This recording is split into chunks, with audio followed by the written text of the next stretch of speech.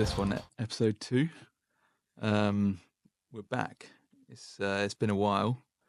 There was a few people actually reached out who managed to get through the whole of the first episode. So God bless them. Maybe a good place to start would be to give them a little bit of an update, kind of personal business. Me, it's BAU on the personal side, to be honest, but for you, not so much. No, it's been quite an intense 2025. It is 2025, isn't it? Yeah, just making sure Yeah. I know what year it is. Yeah, it's been quite an intense 2025. We got our daughter was born in February. Quite an intense. When did we record the last one? Was it January? Yeah, I think so. Yeah. So we've now got a daughter who's 2 months old, which is pretty cool, and a toddler that's almost 2. So we've had 2 under 2 for 2 months, but we're about to break out of the 2 under 2. And we'll just have 1 under 2, 1 over 2. There you go. All the twos. All the 2s. Also, you did yourself a bit of damage a few weeks ago, which was great timing. I was. You know how Amazon drivers just come really late now, between like 8 and 10 for some reason. Yeah, we were doing the bath time, and the doorbell went at like 7:30 or whatever, and I galloped down the stairs, missed a step, and broke my foot, which was great. And that's when Aria was only like 6 weeks old. So yeah, I was kind of out of action for about a week until I could stand up properly again and hold things again without being worried about falling over. So yeah, it's been pretty intense, to be honest. Yeah, definitely. But that's what life is all about, isn't it? It is indeed. Overcoming things. Yeah, Alex sent me a picture of his foot at like 10 p.m. and I thought that is not what a foot's meant to look like. I won't be seeing him for a few days. I've actually got a folder in my on my phone now called Foot, and it's got about 10. It's got a daily update that I was sending around to certain people. Luckily, you didn't get that, Jace. Yeah, no. Just to show the damage done. So yeah, if you are interested in seeing that folder, I'll share it with you. It's £5 on my OnlyFans. Yeah. Nice. Cool. So on to the purpose of video 2. Obviously, we spoke a little bit about kind of Rev Up and how it was created. In this one, we're going to talk a bit about the services that we offer, specifically kind of Meta ads and Google ads. There's, I guess, a bit of a debate in the industry, kind of which one's best, which should you use. And typically it's kind of met with a "it depends" answer. So hopefully in this video we're going to provide more than just "it depends," basically. But we'll start by kind of giving a bit of a high-level overview of what we mean by Meta and Google ads. I think when we speak about Google, we're typically going to be referring to search campaigns, so kind of the blue text ads that you see at the top of Google search results, and then shopping ads that you'll also see kind of at the top. We obviously Google has a few other advertising products, kind of its display network and YouTube, but I think we can agree that exclusively they don't provide that much value when kind of remarketing is not included. And then obviously Meta ads, primarily we're talking about Facebook and Instagram and the various placements that they offer. Should we start with kind of what we like about each platform, and then go into the stuff that we don't like quite so much? I should probably say that we don't kind of endorse either of them. Probably see that we are Google Ads partners on a website and things like that, but it doesn't really mean that we're affiliated with Google. We're not trying to push Google over Facebook. We really just want to provide the best service to our clients and whatever platform that is. They're just tools at the end of the day that work in different ways, and obviously they're also businesses, multi-billion-pound businesses, trying to make as much money as they can. So, yeah, I'm sure we'll get into that a bit later on. But it's very much understanding how to use the tools to the best of, in the best way possible to ensure you're maximizing kind of what you can do, as opposed to listening to everything they tell you to do, for example. So we always have a lot of fun when we're doing our yearly Google exams to retain our partnerships, because some of the stuff they have on there is absolutely ridiculous. So I think kind of talking about Google Ads first, the thing that everyone will probably mention is the kind of intent of a Google search, or the intent of someone who searches something on Google. Well, just before you kind of go into that, should we just at a really high level kind of say the core difference between the kind of search and shopping on Google and the social media advertising in general? It all comes down to what you're doing when it comes to demand.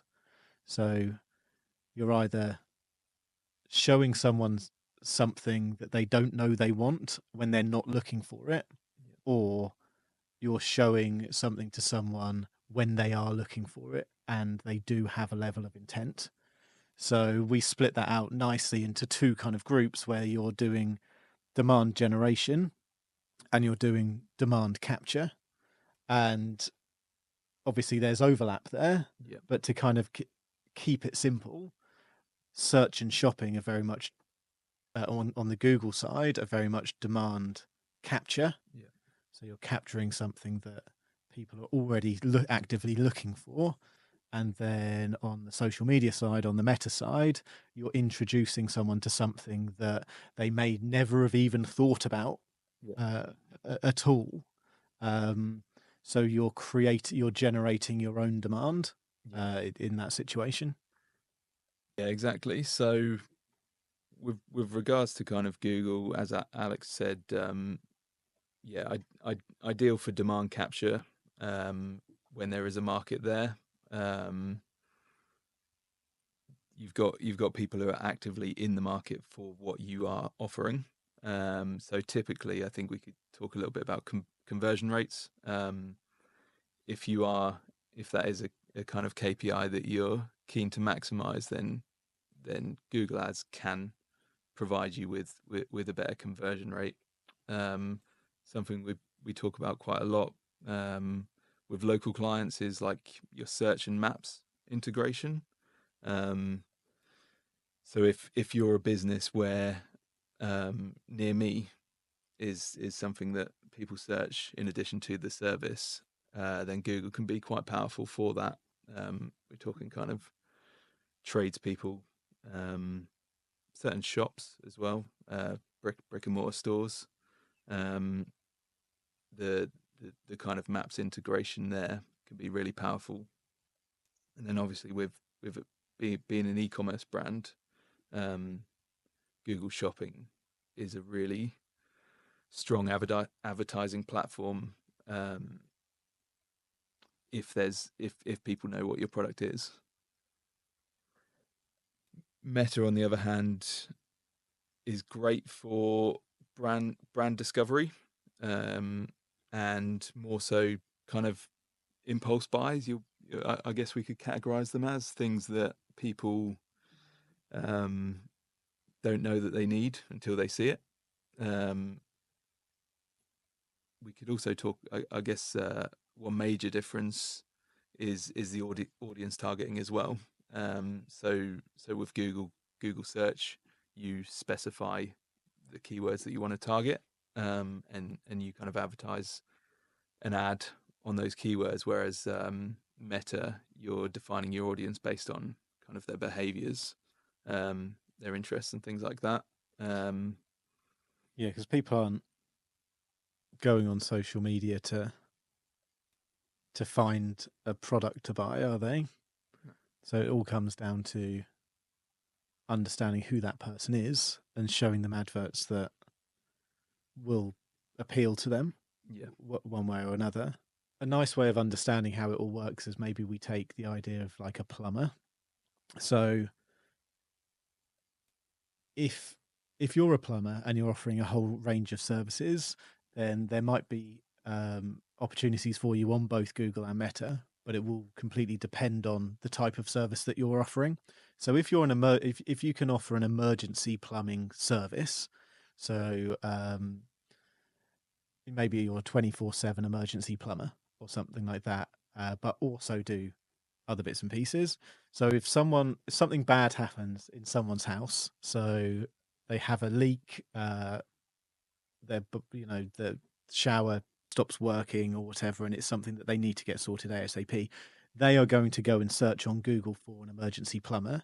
And if you're running Google Ads correctly, you will be there to capture that high intent. So they're looking for an emergency plumber. They go to Google and then they consider your service. Basically, they visit your website or they call you up or whatever it's going to be.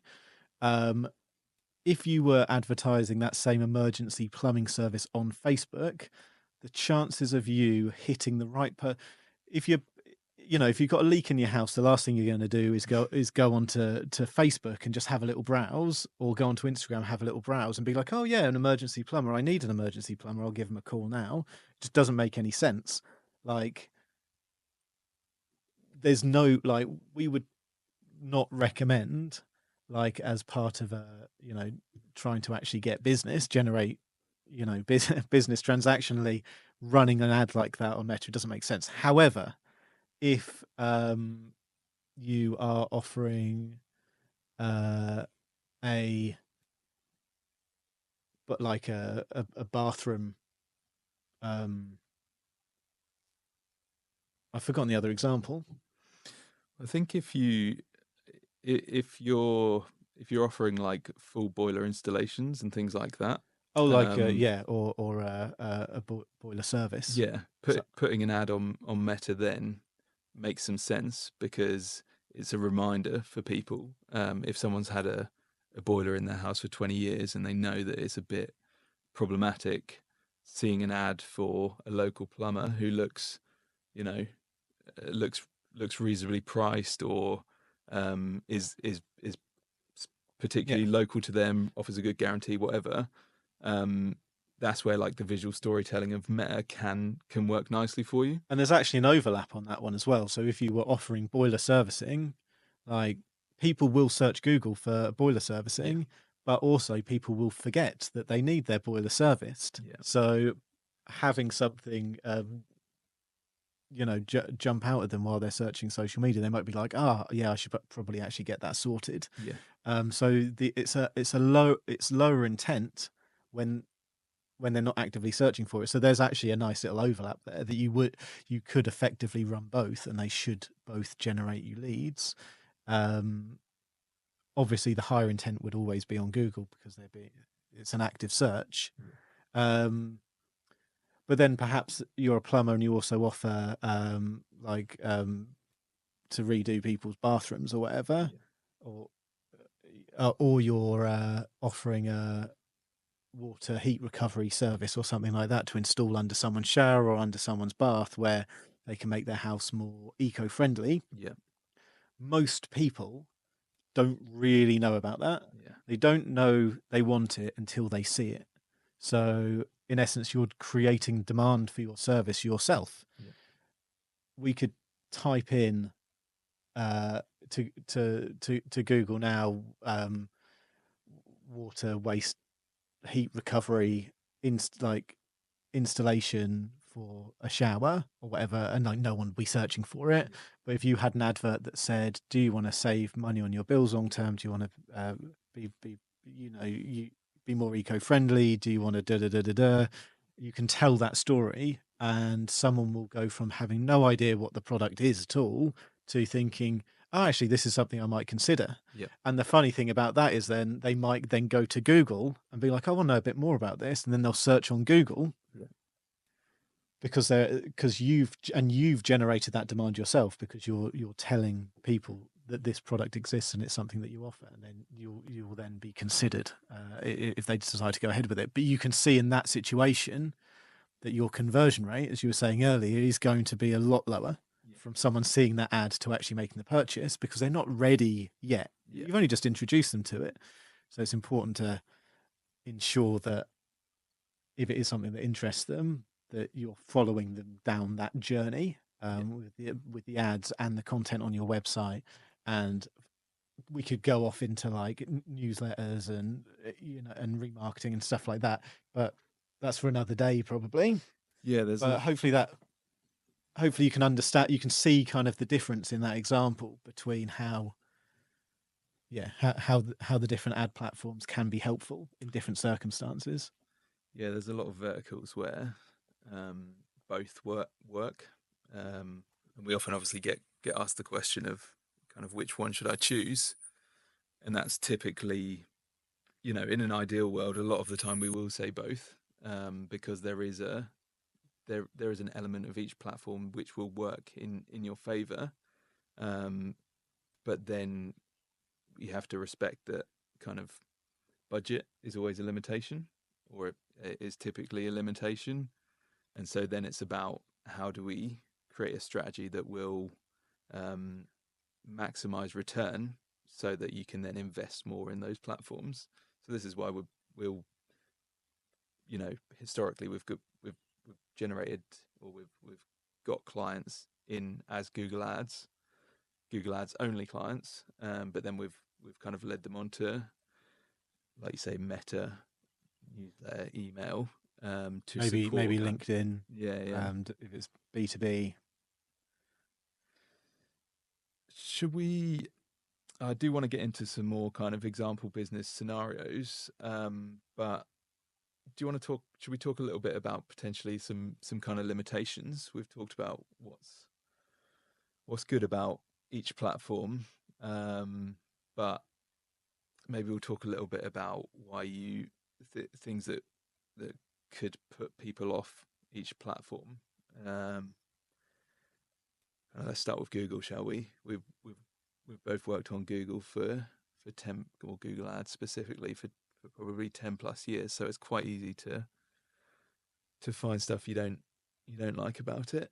Probably easier to find stuff you don't like about it than you do, but try not to keep this segment too lengthy.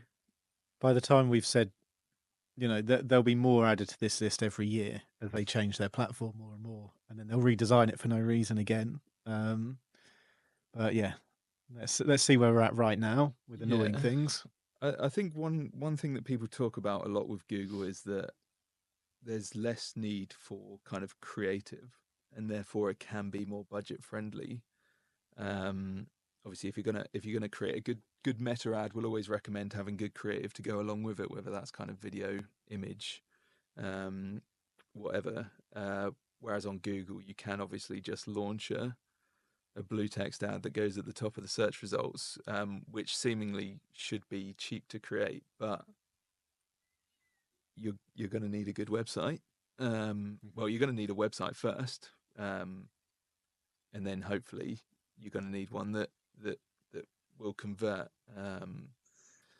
We obviously get a decent amount of inquiries for Google Ads, and quite often our first port of call will be to do an audit of their website, provide some recommendations for UX and for conversion rate optimization, because fundamentally, if we spend their money driving traffic to the site, it needs to convert. So the idea that maybe Google is more cost effective upfront isn't necessarily the case. Now, if you've got a good website and you know that it converts well, getting Google to send a bunch of high intent traffic to that site is a good idea. So there's just less of an ability, isn't there, to tell a story and to really get across who you are with just a couple of lines of text. I mean, you can obviously do it to an extent, but it's completely different to like a big image in your face or a video on your face or something, a video on your face or something like that.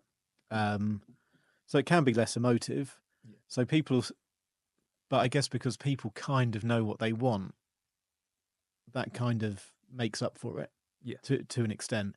So in the mindset of a customer, they'll be like, "Oh, I want to buy a doormat."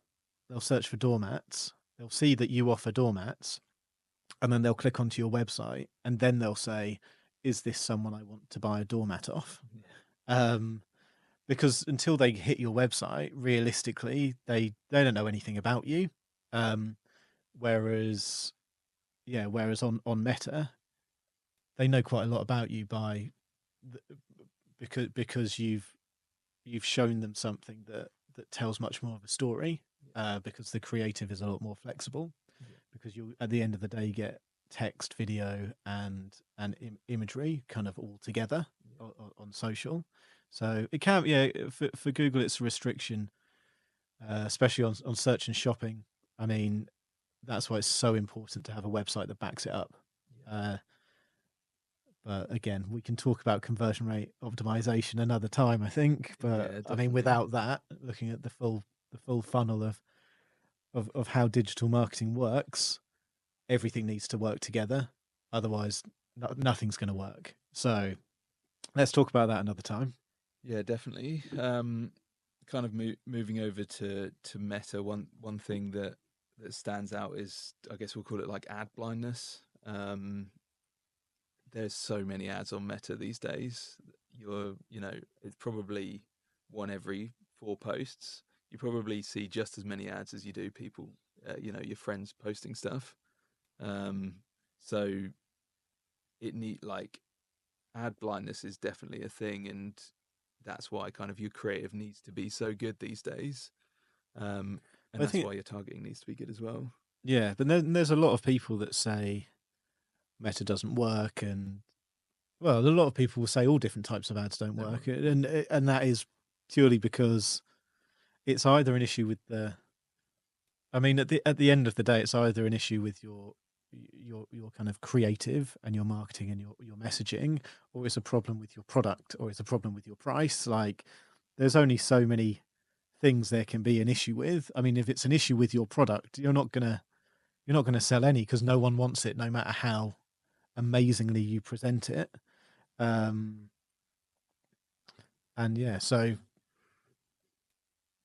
I think that if you can, because there's so many people see, yeah, I don't know. I mean, it's such a thing nowadays, isn't it? Or I mean, over the last 5 years, kind of drop shipping. Yeah. You know, back in the day, it was find something on AliExpress, spin up some ads, whack them on Facebook, and sell a load of them, and you're just the middleman, and you're taking a cut.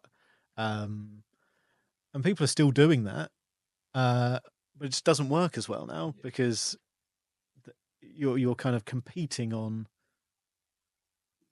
getting people's attention, and people, if someone just sees an image of some boring looking product, they're just not going to engage in it at all. Like, you have to be able to suitably get a motive, tell a story, and ensure people understand what they're what they're looking at, what they're seeing, and how it can improve their life, Yeah. kind of thing.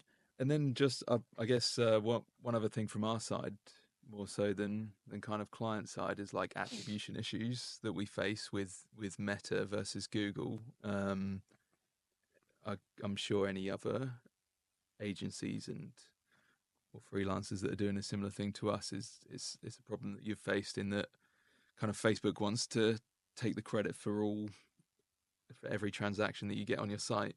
Um, so basically, how it typically works is if Facebook if Facebook can see there's been a purchase on your website, and that person has seen your ad at some point in the journey, they will they will quite often attribute that purchase to them. Um, but that's kind of I guess that's an issue that. They're actually doing a bit of a run on that at the moment, with the Meta support guys, because beginning of the year they call you up all the time about different ad accounts to get you to do certain things.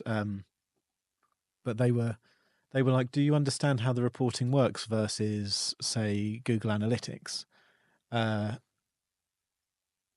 Because they're trying to, basically Facebook are trying to get people to look at the Facebook reports, not the Google Analytics reports, because the attribution models, when you look at it in the Facebook report, are obviously weighted towards Facebook for various reasons. I mean, it's fair to say you shouldn't just look at one or the other, but it's also fair to say that if someone's an existing customer of yours and Facebook shows them an advert, and then a week later or 4 days later they buy something off you, it's not necessarily got anything to do with that, but Facebook will say it does.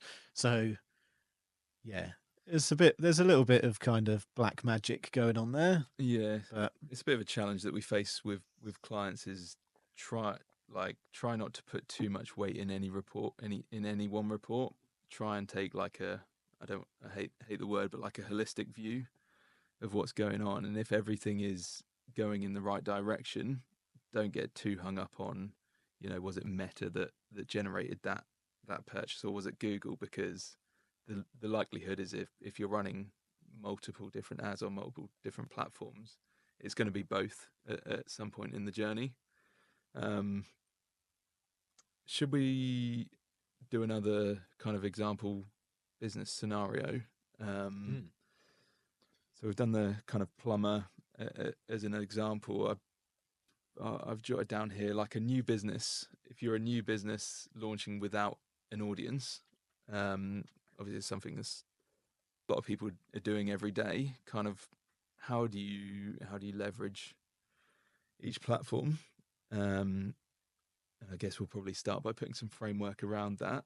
I'm guessing if for a large majority of people who are launching a new business without an audience, they're launching a product that potentially already exists. So let's have an example. Let's use a real life example of that, I reckon, because it's going to make things a lot easier. Yeah. So this is a brand new business that's just started, and it's selling. Harvey, you can tell us, what's it going to sell? Footballs. Okay, cool. So yeah, there's definitely plenty of demand for footballs. I wonder how many searches buy a football gets in Google every month. Loads, basically. Because the great thing about a football is they wear out, so you have to buy another one. Yeah. So actually, it's quite a good business idea. Maybe we should spin up a football website. A subscription football website, so you get a new football in the post every 3 months. That's a great idea. For only £5 a month. Yeah. There you go. There we go. How do you market it? No. Yeah. How do you market that? Well, literally the first thing. So I would set up an Instagram, and I'd set up a Facebook account, and I'd set up a TikTok account, and then I literally wouldn't touch them at all for like 3 months, because I'd build the website out, I'd make it really easy to use, really easy to check out, and then I'd start driving traffic to it through Google Shopping. Yeah. Because I will be able to capture people that are looking for a football, and as long as I can give them a good enough reason to buy a football from me rather than someone else, whether that's the price or how trustworthy we are as a business, how good our customer service is, whatever, how good the quality of our footballs are, I know I can make those sales, and I wouldn't be selling footballs that are worse than other people's footballs. Yeah. So I know that I could sell, there's just no way we wouldn't be able to sell some footballs. Yeah. What the exact margins would be on how much we, how many footballs we have to sell to retire, I don't know. But we would learn that over the first 3 months. We wouldn't actually try and make any money probably in the first 3 months. Yeah. We just try and sell some footballs, try and get some reviews, try and get some data into Google Ads. Yeah. I would not even consider social media unless it was a weird new type of football that actually no one wants. Yeah. Like no one knows they want yet, but it's a football made out of it's a hemp Eco-friendly football. With it's an eco-friendly, and it's filled up with, I don't know. I mean, a football's a football at the end of the day, but you know what I mean. Yeah, like yeah.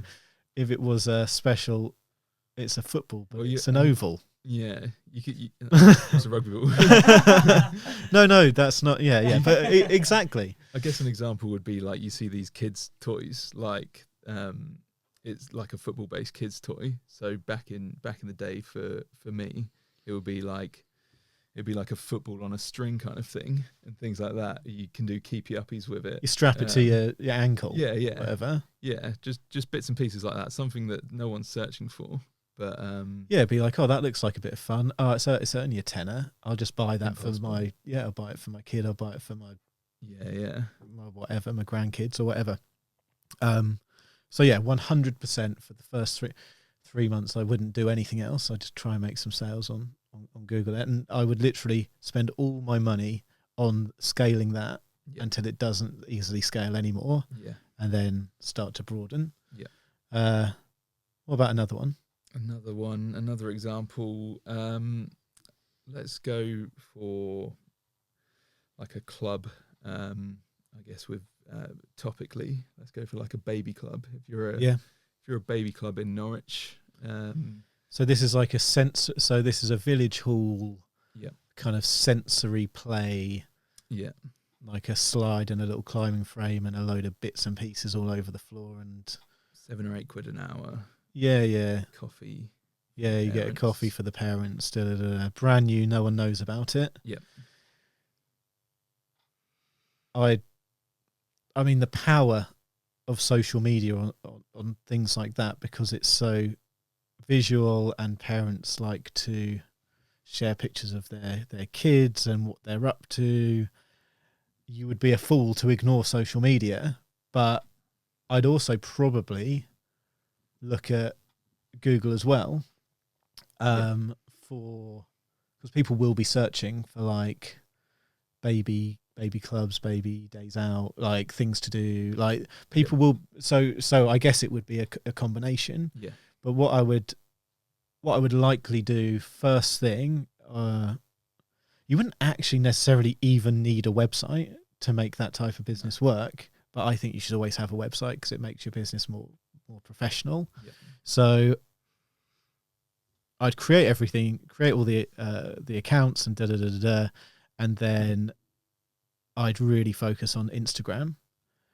I'd push out some Instagram ads.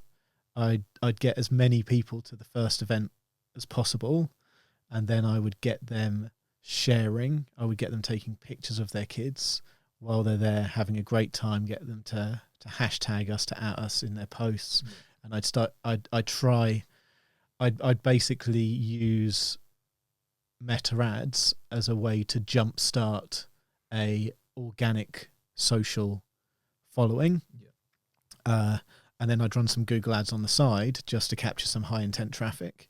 The Google ads is almost like a nice to have if you are, if you are business savvy and you want to maybe scale it or offer additional groups, like you go from 1 a week to 3,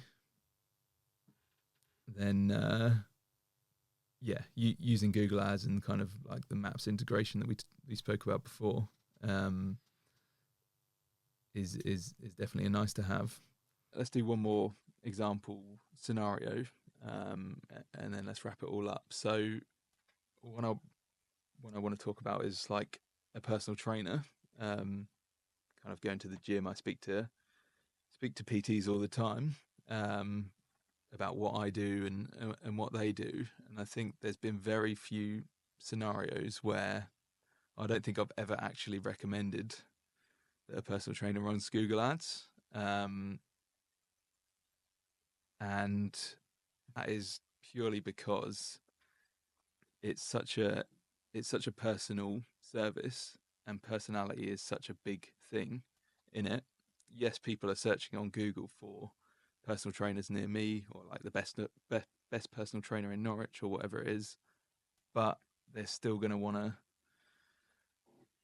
learn most people, I think, these days want to know who you are if they're going to be handing over the kind of the keys to their health as such. They want to know who you are. They want to know your credentials. They want to know past clients, befores and afters, and things like that. So I just think that in that scenario, Meta is going to be so much more powerful. Yeah, isn't it weird that? So I've been at gyms. You will sometimes see these are our PT, these are our personal trainers at the gym, and you get pictures of them all. Yeah, because I would personally never decide to go with a personal trainer unless I'd seen a picture of them. yeah. Do you know? Because I'm like, which one of them do I want to look like? Which one of those is like aspirational to me? Like, it's such a, and it's like a taste thing as well, isn't it? It's like depending on what your targets and goals are, like one personal trainer doesn't fit all. So it's as you say, a personal trainer needs to be personal to you, and you can sell that story a lot better on social media and in videos and in picture form than you can as a bit of text. And even on a website, it feels a bit old fashioned to try to.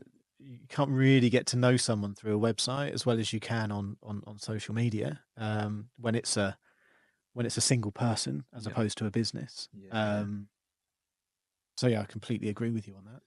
And I think with the personal trainers and with the baby club as well, I think realistically the running ads on those are just they're just a kickstart. They're just a boost at the start, because over time you would probably not have to spend any money on ads, because you get through with the popularity of your pro. If you're making good content and posting on there, you would just automatically get a good following, and you'd get leads come in all the time. You wouldn't need to spend money every month just to get new customers in. So whereas obviously if you're running an e-commerce business, realistically, when you start like a Google Shopping campaign, you're committing to that campaign forever. Because as soon as you start getting those sales from Google Ads, you're never going to want to turn it off. Because if you turn it off, your sales will go down dramatically, and you'll be like, okay, so that's actually a baked in cost of the business now. Like, it's interesting, isn't it? Yeah, if there is a recurring element to your business model, then ads, you kind of have to look at ads slightly differently, and that cost to you of getting that client can be higher, essentially, because you might think, oh, it's cost me a couple £100, and all I've done is get one client out of it. But typically, depending on the value of your service, that long-term client may lead to two more long-term clients, or three, when they speak to their friends, when they post on their socials and things like that. So it could actually, if you're a personal trainer, if it costs you £1,000 to get your first paying client, but they're with you for 2 years or whatever, you're making that money back, and then they tell their friends about it. I mean, you're scared at the start because you've just spent £1,000. But actually, if you look at that long term, like that's what you needed to do. Same with subscription model e-commerce. Like, don't worry about making profit from your first sale. Once you've got that customer, make sure that your product or service is actually really good, so they keep coming back for it. And then you will just make money. You will make money. You will just kind of secure that customer, hopefully, for as long as possible. Cool. So hopefully that gives a little bit of an understanding of how each of the platforms can work and how potentially they can work together. Obviously, there's a lot of nuances that we haven't spoken about, but as an overview, I think kind of using Google for capture, and then kind of Meta for nurture, is a nice way to think about it. We can talk about. I think talking about remarketing and retargeting is a whole nother video, but intertwining that into your strategy can be massively effective. If you're paying for clicks on Google, using those clicks as data for a remarketing campaign on Facebook is can be kind of a game changer. It's really powerful to just kind of reminding people you exist while they're in the decision making process is so powerful. So they don't have to remember themselves, because everyone's got such a tiny attention span at the moment, because of TikTok and stuff like that.